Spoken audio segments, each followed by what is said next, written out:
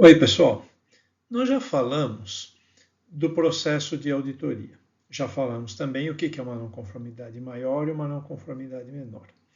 Bom, então durante uma auditoria, muitas vezes, o auditor encontra uma não conformidade. Como é que ele registra isso? Nós vamos mostrar aqui um modelo de formulário e explicar item por item como fazer isso. Note que esse modelo não é obrigatório, ele não é um item normativo. Muitas organizações fazem isso de forma virtual, mas as informações que estão contidas nesse formulário que nós vamos mostrar são aquelas que normalmente são as necessárias e suficientes para um registro de não conformidade. É claro que organizações podem ter formulários diferentes e algumas informações a mais, outras a menos, questão de cada organização entender. Mas esse é um modelo que pode ser adotado na falta de alguma coisa mais específica. Este, então, é uma proposta de um formulário.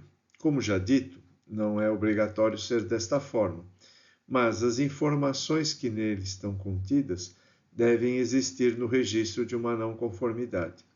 Nós vamos olhar agora, em detalhe, cada um dos campos deste formulário. No início, nós temos uma parte que podemos chamar assim de burocrática, em que precisam ser feitos os registros básicos da auditoria. Então temos lá o título, né? Registro da não conformidade. Abaixo, o tipo da não conformidade, como já vimos, maior, menor e observação. Observação não é um item normativo, mas é uma coisa que ajuda muito a empresa auditada a tomar ações quando houve um grande potencial de não conformidade que não se concretizou, mas o potencial estava lá. Depois temos a norma. Qual foi a norma usada como referência? No nosso caso, vai ser a ISO 9001 da versão 2015, mas poderia ser a ISO 14000, a ISO 21000 para instituições de ensino e outras normas.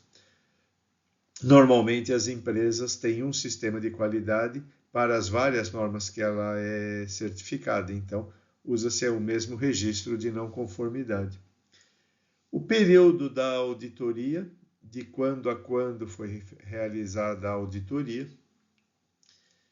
Depois, a indicação da equipe auditora. A equipe auditora pode ser, como já falamos também, pode ser uma pessoa, podem ser 3, podem ser 10, se for uma grande organização.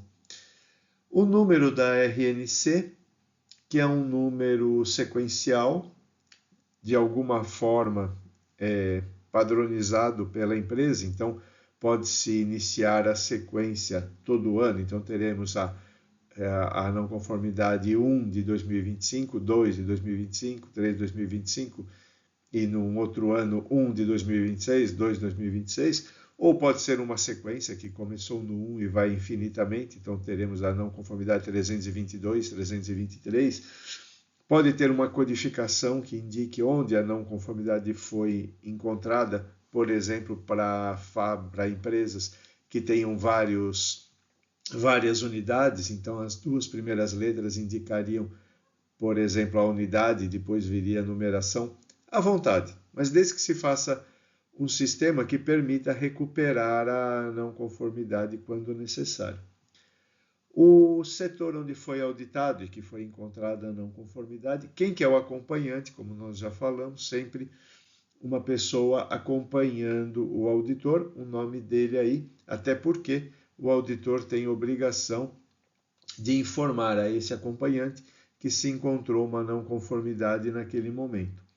RNC anterior é para indicar aquelas ações corretivas que já foram, as não conformidades que já tinham sido detectadas em uma auditoria anterior e que não foram resolvidas ou que foram resolvidas aparentemente, mas tornaram a se repetir.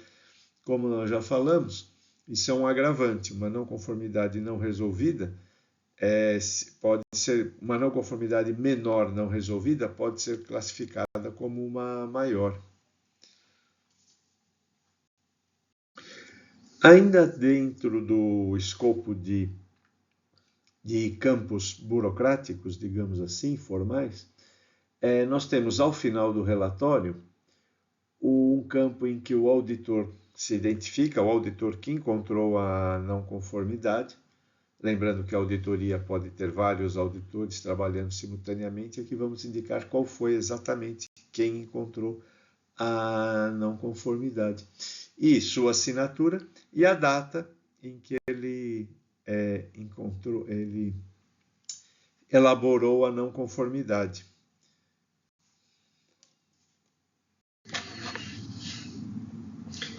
Neste campo, vamos colocar o item da norma que teve a não conformidade, que foi desrespeitado e por isso, ou melhor dizendo, não foi cumprido e por isso se tem uma não conformidade, e o que diz esse requisito normativo. Por exemplo, se fosse o caso, poderia-se colocar 7.1.4, ambiente para operação dos processos. Isto estaria na linha ali, item da norma. Embaixo, o requisito normativo, a organização deve determinar, prover e manter um ambiente necessário para a operação de seus processos e para alcançar a conformidade de produtos e serviços. Ponto. Aí, na sequência desse item, você tem o A, o B e o C. Digamos que o que foi desrespeitado é apenas o C. Você não precisaria escrever o A e o B, colocaria apenas item C, físico, por exemplo, temperatura, calor, umidade, luz, fluxo de ar, higiene, ruído. Então você explica o que a norma exige para esse item.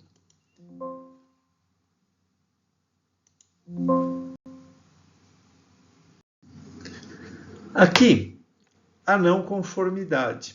Vai se explicar o que aconteceu.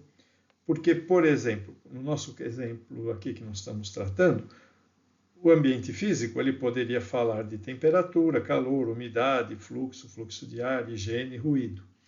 Então, a não conformidade, por exemplo, se colocaria no ambiente industrial, a temperatura é excessivamente alta para a realização das atividades no setor de fornos.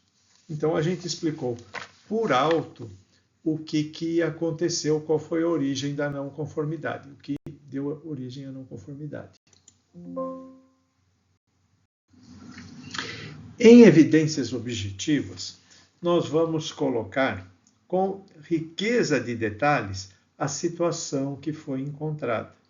Então, por exemplo, no nosso exemplo aqui do 7.1.4, questão de temperatura, nós vamos colocar na região de fornos, de tratamento térmico, próximo ao forno 1212, foi constatada uma temperatura de 72 graus. Foi constatado também que a mesa do supervisor ficava nessa área, numa condição, obviamente, inadequada para o trabalho de uma pessoa. A medição da temperatura foi feita com um instrumento termômetro 144, aferido conforme norma e registrado nesta não conformidade. Ou seja, sim, uma coisa importante é colocar o dia e a hora em que se constatou isto. Então, esta evidência foi constatada no dia 14 de abril de 2025, às 14 horas e 32 minutos. Isso é importante para que se registre exatamente o que aconteceu e depois não dê oportunidade para que a não conformidade seja contestada. Porque se você não registra adequadamente todas as informações, no futuro, como nós já falamos, o auditado pode vir a contestar a não conformidade. E aí ficaria aquela dúvida, não, mas foi medido com um instrumento adequado ou foi o celular e o celular não é devidamente aferido? E a pessoa tinha a mesa ali, mas tinha alguém trabalhando na mesa ou só tem uma mesa lá que eles usam para botar ferramentas em cima? E aí dá uma chance de discussão. Então tudo tem que ser muito bem detalhado. É importante que a não conformidade, depois de elaborada, seja revisada para se ter certeza que todo o conjunto dela faz sentido e faz sentido também com o que foi informado ao acompanhante no momento da constatação da não conformidade. Porque vocês se lembram, um dos princípios da boa auditoria é não ter surpresas. Então, aquilo que foi comunicado ao acompanhante vai estar na não conformidade. É isso que queríamos falar sobre o relatório de não conformidade. Obrigado, até mais.